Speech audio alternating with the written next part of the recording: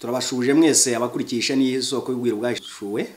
Greeting to you all following the source of revealed mysteries. Mbishimira kuko mutajya mujya kure y'urushinge waho mwashize. I'm very happy for you because you don't turn around about where I've chosen. Nanjye uko data azajya nshoboza sinzajya mbatenguha mu gihe yanshoboje. And as my Father is using me, I will never forsaken you.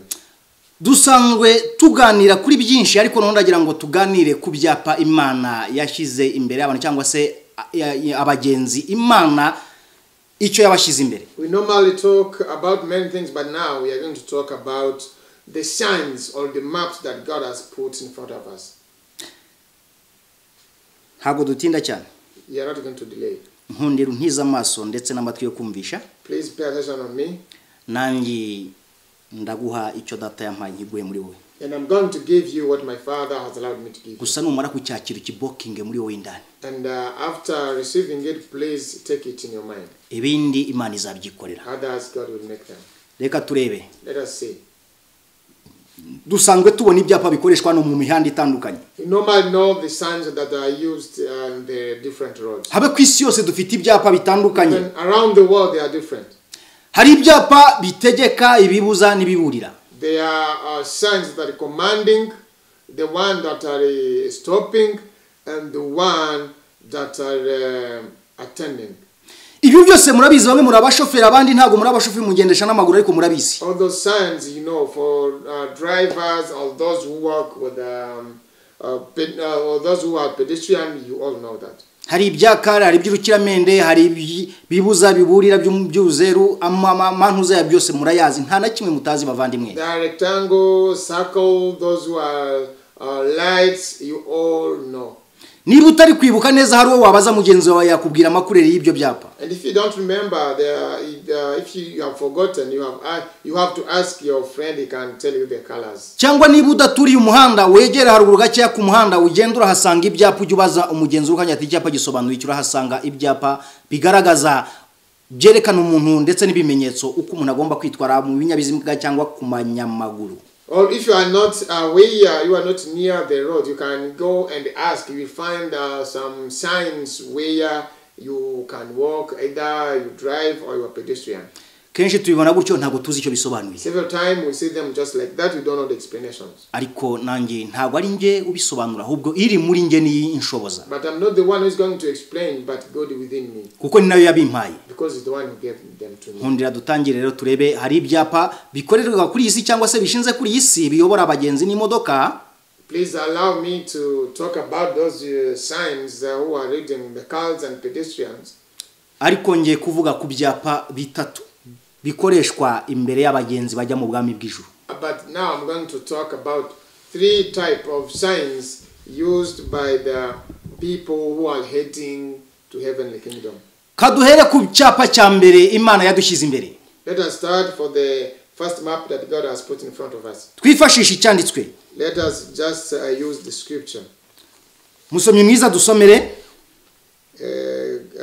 We are going to read ubutumwa bwiza uko bwanditswe na Matayo ibice 7 turahera ku murongo wa 13 tugeze 14. We nushaka uzarangiza icyo gice ariko turasoma gatoya reka mpasome nta kibazo. We are going to read in Matthew chapter 7. We are going to read verse 3 and 4, but you can continue and finish all this chapter. Umutwe w'amagambo uravuze ngo irembo rifunganye.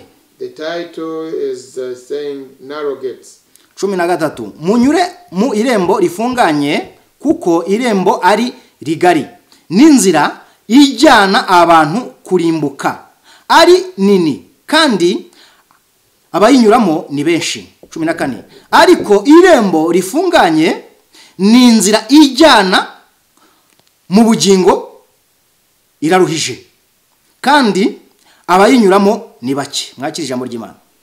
Matthew chapter 7 verse 13 and 14 says, enter by the narrow gates, for wide is the gate and broad is the way that leads to destruction, and there are many who go in by it, because narrow is the gate and difficult is the way which leads to life, and there are few who find it. Reka tubisomere rimwe tuvuge ibi byapa tubisobanurire rimwe. Let us read all the signs, then we'll explain them together. Reka dusome no mu rwambere rw'Abikorinto. Let us go to the 1 Corinthians. Ibice bitatu umurongo wa 5 turageza 15. Chapter 3 from verse 5 up to 15. Reka badusomere twumve icyo havuze. Let us read there. Kini icyapa cya kabiri mu byibuke. This is a second map, remember. Wakorinto bambere ibice bitatu umurongo wa 5 kugeza ku wa 10 na 5. Ku wa 15. Mbese ye Apolo ni iki kandi Paulo ni iki? Sabagaragu batumye mwizera nk'uko Imana yabahaye umurimo. Nige bateye imbuto, Apolo nawe arazuhira, ariko Imana niyo yazikujije. Nuko utera nta cyaba ari cyo cyangwa uwuhira, keretse Imana ikuza. Utera n'uwuhira barahwanye, kandi umuntu wese azahembwa nk'uko yakoze umurimo we.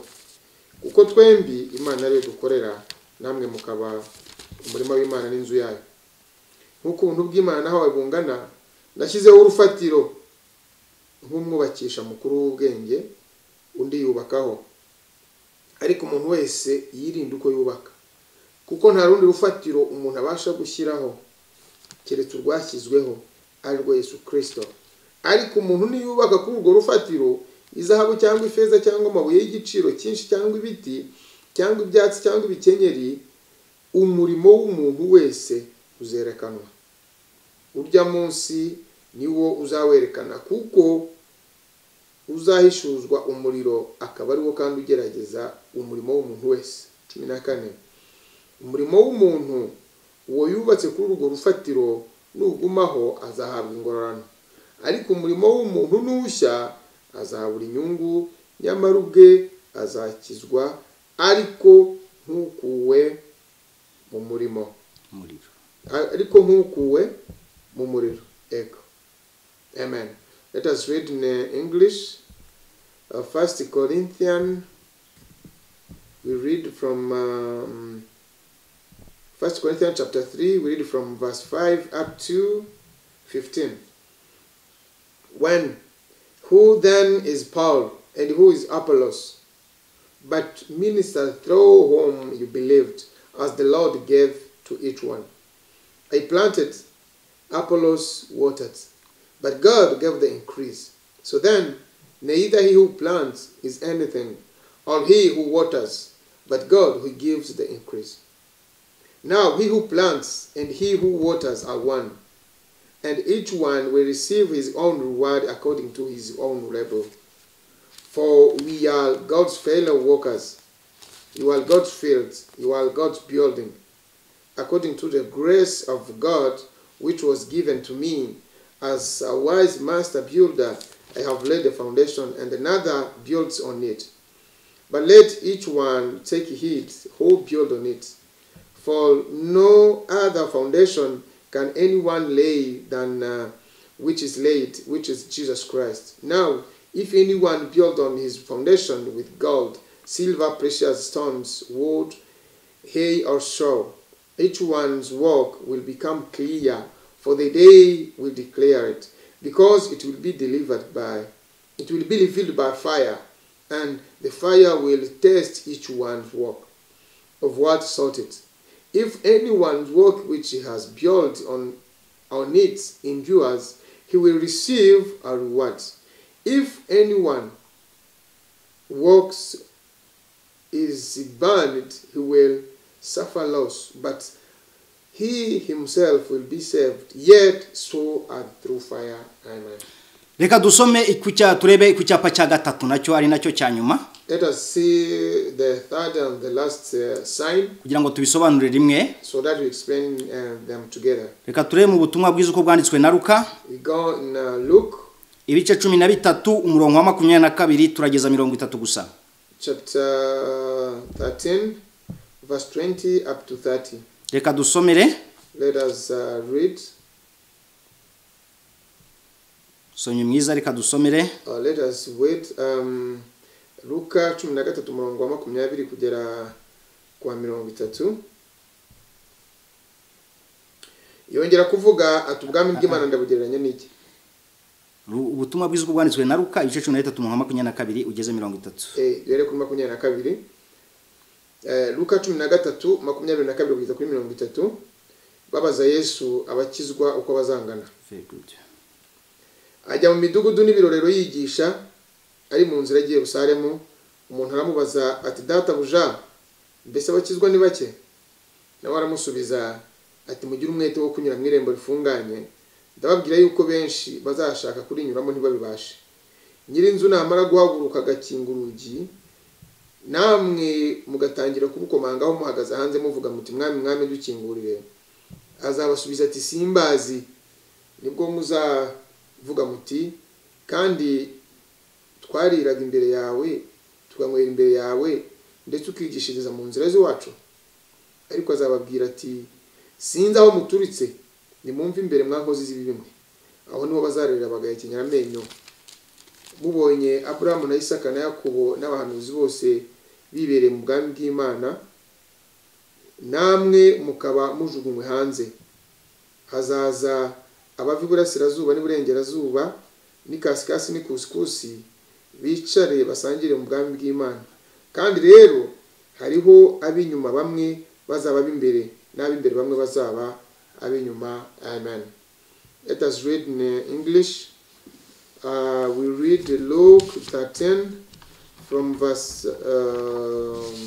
22 up to 30. Yes. And he went through the cities and villages, teaching and journeying towards Jerusalem. Then one said to him, Lord, are there few who are saved? And he said to them, strive to enter through the narrow gates. For men, I say to you, I will seek to enter and will not be able. When once the master of the house has raised up and shut the door, and you began to stand outside and knock at the door, saying, Lord, Lord, open for us. And he will answer and say to you, I do not know you. Where are you from? Then you will begin to say, we ate and drank in your presence, and you taught in our street. But he will say, I tell you, I don't know you. Where are you from? Depart from me, all you workers of iniquity. There will be weeping and gnashing of teeth. And when you see Abraham and Isaac and Jacob, all prophets in the kingdom of God, and yourself thrust out, they will come from the east and the west, from the north and the south, and sit down in the kingdom of God. And indeed, they are last who will be first, and they are first who will be last. Amen. Mwumvishe ibyapa uko ari bitatu. You have heard 3 types of signs. Tugiye kubisobanuraho. You are going to explain them. Mu magambo magufi. Just shortly. Ntago ndi umuhanga. I'm not wiser. Ariko iri muri nge irabasha. But God in me is able. Ntago nabishobora. I cannot be able. Ariko iri muri nge irabishoboye. But God in me is able. Iki cyapa cya mbere. This first map. Imana yashize imbere yacu. That God has put in front of us. Ni ikinzira ebyiri hagati yo kwemera cyangwa guhakana. It's just 2 ways between accepting and denying. Kuvuga ngo ndakora ibyiza cyangwa ndakora ibibi. Saying I do good or bad. Na amahitamo Imana yaduhaye. It's just choice that God has given. Utagombeye gushaka undi muti hirya. We just are looking elsewhere. Nkuko ufata ibyo kurya ugafata nibuye. As you take food and stone. Warya iki muri byo? Which one that you can eat? Iyo rero uvuze ngo ibuye urariretse ufashe ibyo kurya nk'ikijumba n'urugero. When you say like I stop eating stone then I eat potatoes. Ibyo ni bigaragaza ko uri gukoresha ubwenge Imana yaguhaye cyangwa ubumenyi. That shows that you use the wisdom that God has given you. Kuki urya ikijumba ibuye ukarireka? Why do you eat sweet potato not stone?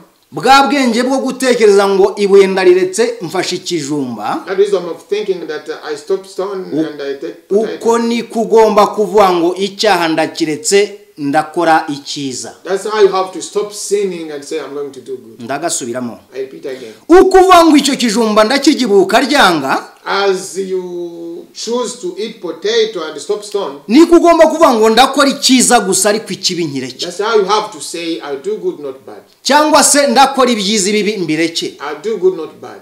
Itamwe icyo ugomba gukora rero. Just make a choice. Inzira imwe mumvisha ibajyana. You have heard where one way will take you. Kurimbuka kwiteka. forever destruction. indi nayo ubugingo bw'iteka. Another one, everlasting life. Ifungwe n'ifunganye. The wide one and narrow one. Ihitiremo Imana dushize amahitamo imbere wowe hitamo nanjye bwite. God has put in front of us the choice. Kuko igihe tugeze muri cyo kubwira abantu kabwiza ukuri. The time we are in, just to tell the truth. Bakihitiramo cyangwa bakabyihorera. They will choose ordinary. Ariko twabivuze. But we will tell them.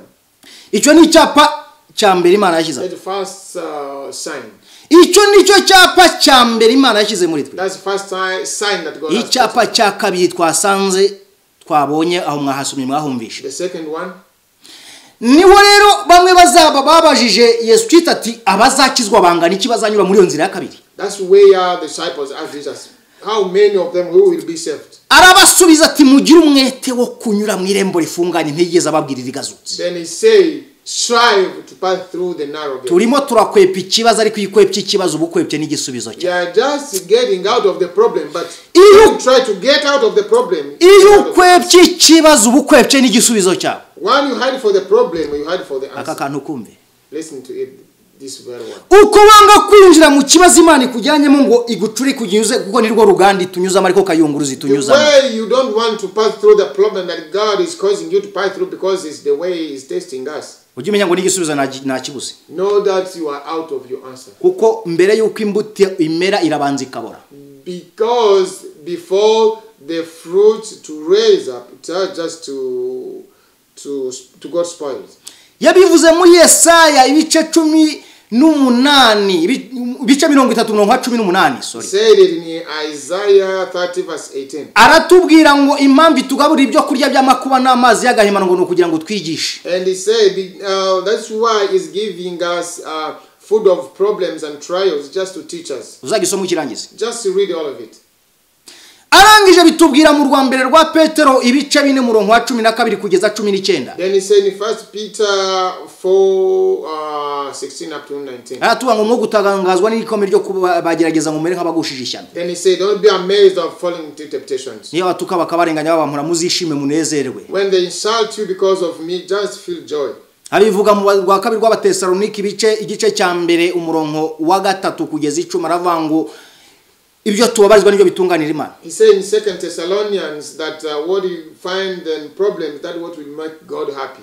Uzasome muri Yakobo igice cya mbere umurongo wa 2 kugeza 12 umva icyo hakubwira. And read James 1:12 and 13 and listen to what it says. Yaravuze ngo nimugubwa gitumo nibagerageza bitari bimwe mureke kwizera ko kwihangana kwanyu gusoza umurimo wako hatabuzeho na gato. And he say if you are tempted by your faith, you have to stand firm and you remain with your faith without even moving one. Ngo kuko hahibwo wihanganiye mugerageza byose kuko namara kwemerwa zambika ikamba ry'ubugingo ry'Imana. Because blessed is the one who is patient, because after that he will get a crown of joy. Ihangano nyire mu nzira ifunganye. Just strive to pass through narrow gate. Icyapu gicaho neza. And you pass through the sign very well. Ibyisu iparitse mu cyapa kiteme bakwandikira kuko barakwandikira.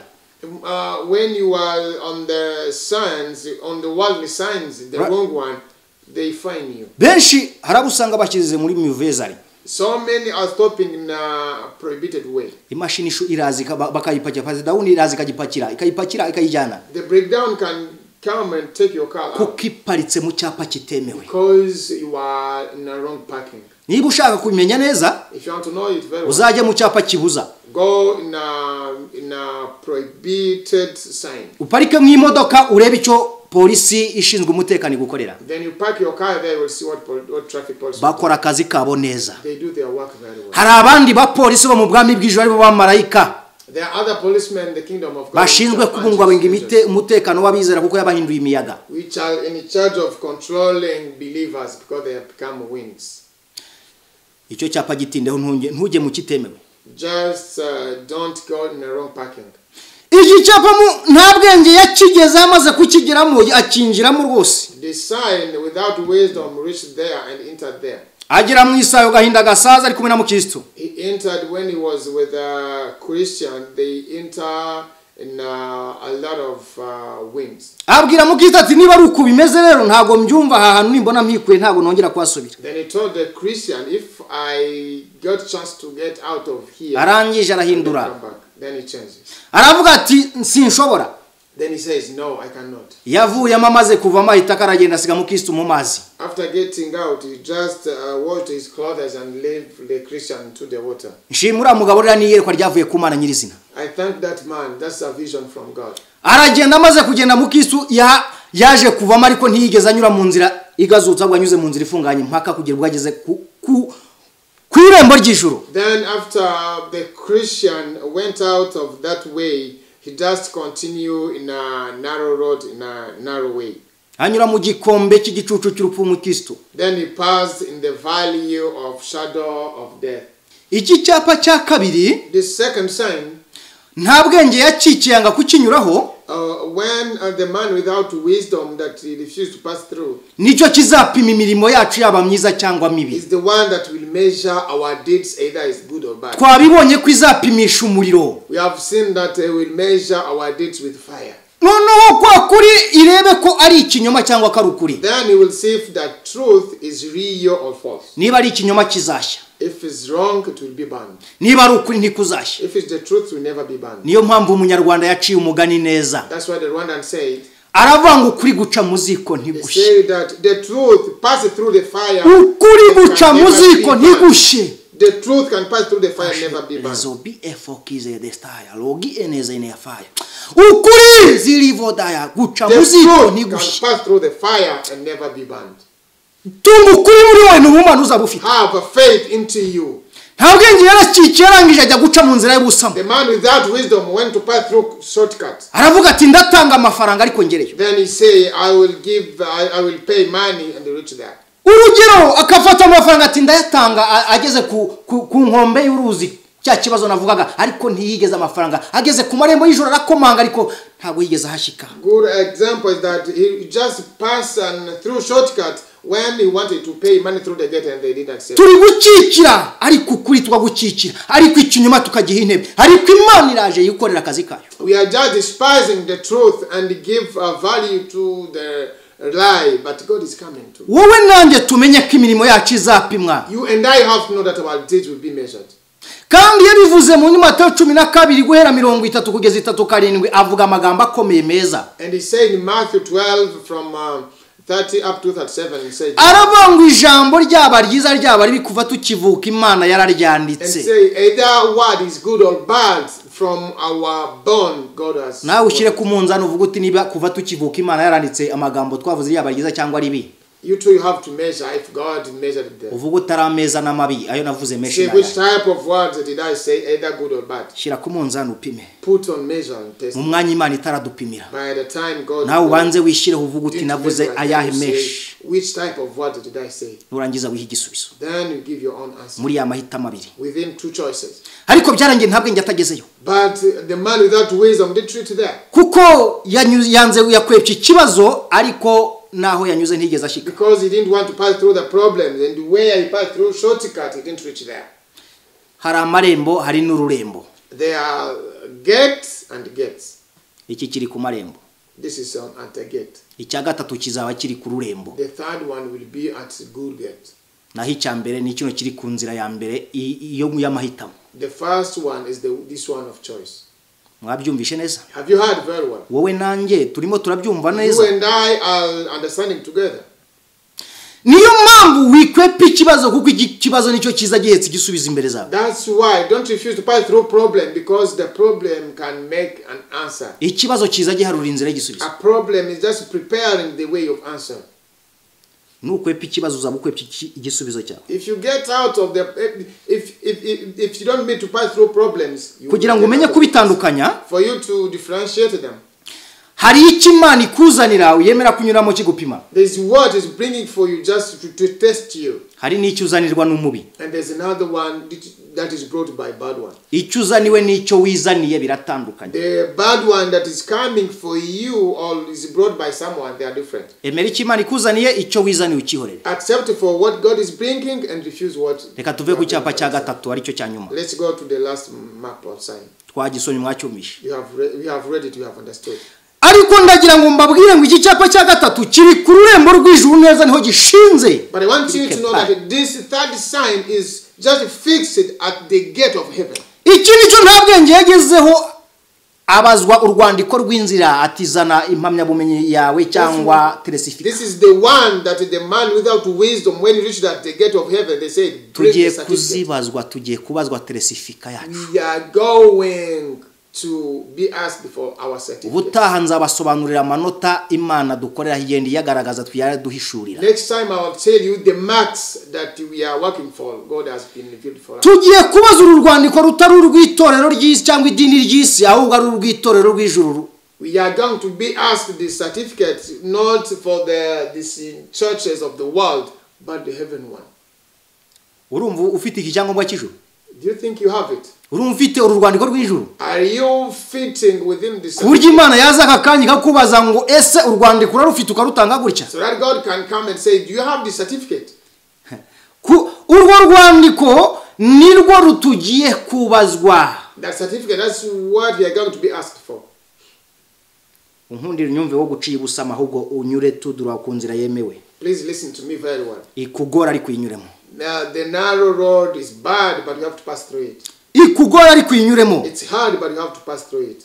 Kuko iki cyapa, because this map, umwana w'intama w'Imana we yakinyuzemo. The child lamb of God passed it. Kugira ngo uzabyumve neza unanabimenye ko yakinyuzemo. So that you will listen to very well. Ngiye kukubwira igice n'umurongo ariko simpaso muzahisomere. I'm going to tell you chapter and verse, but uzasome mu butumwa bwiza uko bwanditswe na Matayo. Read in Matthew. Ibice 26:36 ugeze inega tandatu. Verse 26 from chapter 26 from chapter 39 up to 46. Wongera usome muri Mariko igice cya mbere umurongo wa 9 ugeze 13. Then you read Mark chapter 1 9 up to 13. Wongera usome mu Baheburayo ibice 5 umurongo wa 7 kugeza 10. And read Hebrews chapter 5 7 up to 10. Wongera usome mu Baheburayo 12 rimwe urangiza icyo gice wumva icyo akubwira. Then you read Hebrews chapter 12 the whole of it. Iri ni ishuri ry'umwana w'intama w'Imana yamunyujijemo nawe yemera kunyura kuri icyo cyapa. This is a school of child lamb of God that he accepted to pass through. Ni naryo byamuheresheje kwicara iburyo bwa se. And the one that made him to stand near him. Nawe kugira ngo wicare muri ubwo bwami bwa data nuko ugomba kubitwaranira. To stand that kingdom you have to do the same. Ariko mukitsu yari nyuzemo anyura mu gikombe cy'urupfu, anyura mu gikombe bwiheba, agira mu gicucu cy'urupfu hose hanyuramo n'ahandi heshi murabizi, ariko yageze Kanani mu gihugu cy'isezerano. But the Christian passed through the valley of the shadow of death, and elsewhere he endured to pass there. Ibi byapa bitatu, all those three signs, bihwanye n'ubutatu bwera. They are just the Holy Imana, Umwana, Umwuka wera. God, Son and the Holy Spirit. Iyo mpamvu biza bidahusha. That's why they come just together. Ushobora kwibaza ngo kuki kwisi hari ibyapa bindi birengeje ibyo bitatu. You can wonder why here in this world you have more than three signs. Ariko iby'ingenzi nibyo bitatu bihakoreshwa nabyo. But the essential, the important one, they are just these three signs. Impamvu hari ibindi birunze ibyo bine kuri isi. The reason why there are others more than these three. Ibyo nubibona, if you see them, uzamenye ko ari bikoreshwa n'ubumenyi bw'isi. Know that they are used by the wisdom. Cyangwa se bisobanuye science y'isi. Or they are explaining the worldly science. Ni muri bwa bumenyi Imana yagiye iduha. That's through the knowledge that God has given us. Ni nayo mpamvu natwe ubwacu tugomba gukoresha ubwenge yaduhaye tugakora n'ibindi Imana idushobosha. That's why even as we have to do the same and use the wisdom to do more that God is enabling us. Uzabanza utera imbuto urebe nijya kumera kugira ngo imere kagaho kazabanza kave ugasigare hasi hazamuke mindi nyuma kakandi yindi zasigaramo hasi. See that when you plant a fruit, that one have to go spoil it and bring another fruit out. Nsoje mbabwira ngo kunda ikibazo abandi banga. Shalom shalom. By the end, I wish you to love the problem that other hates. Shalom shalom.